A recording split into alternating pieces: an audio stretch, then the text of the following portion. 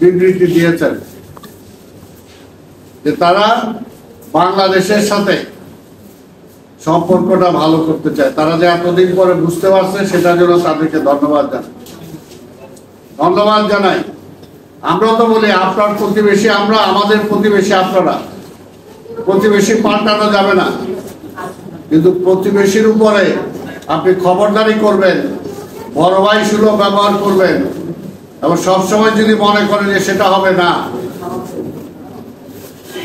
আধিপত্যবাদী সরকারের পক্ষে যারা আপনাদের এখানে রাজনীতি করে, শেখ হাসিনার মতো যারা আছে তারা সেটা সহ্য করতে পারে। বিএনপি কখনো সহ্য করে নাই, এবং যারা জাতীয়তাবাদী রাজনীতি করে তারা কখনো সহ্য করবে না। এই কারণে বলবো যে আপনাদের শুভবুদ্ধির উদয় হোক। আপনারা সীমান্তে চান যে আপনাদের ওইখানে বিচ্ছিন্নতাবাদী আন্দোলন হবে না, সেটার জন্য আপনারা গ্যারান্টি চান। তাহলে আমরাও তো গ্যারান্টি চাই। আজকে পাহাড়ে কেন আপনারা উত্তেজনা সৃষ্টি করছেন? কাদেরকে সহযোগিতা করতেছেন? কাদের কেন দিতেছেন? আবার যদি আপনাদের বেলায় সেখানে কিছু হয় সেটা আবার বাংলাদেশকে দোষারোপ করবেন। কাজেই সম্পর্কটা সমানে সমান হবে। আপনি আমার ভালো চাবেন। হ্যাঁ, আপনি বলে আজকে শুনলাম যে আপনারা বলেছেন যে ফ্যাসিস্ট শেখ হাসিনা সেখানে আশ্রয় নিয়েছে, সেই যাতে বাংলাদেশের বিরুদ্ধে কোনো বক্তব্য না দেয়, সেটা তো ইনশিওর করার দায়িত্ব আপনাদের।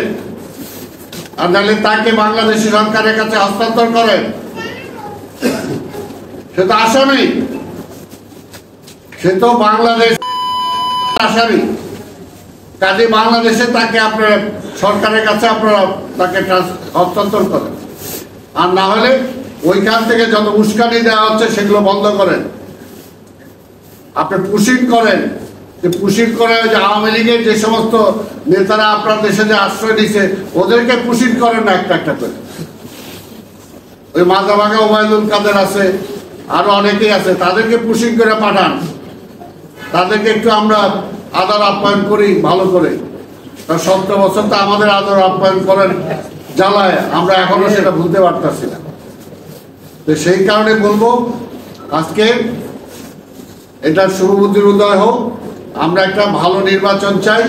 এই নির্বাচন কোনোভাবেই ওই আপনার দেশ থেকে ঠিক করে দিবেন কে নির্বাচিত হবে, ওইটা হবে না। এই কারণে আপনি গোসা করলেও কিছু আসা যায় না। আমাদের দেশ আমরা ঠিক করব, জনগণ ঠিক করবে এই দেশ কারা পরিচালনা করবে, এই দেশের রাষ্ট্র ক্ষমতায় কারা থাকবে।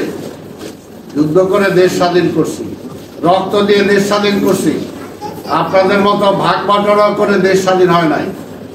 সেই কারণে বলবো আমাদের কখনোই বাংলাদেশকে কেউ এই পর্যন্ত নত স্বীকার করাতে পারে নাই। হয়তো কিছুদিনের জন্য পারছে, কিন্তু সব সময়ের জন্য পারে নাই।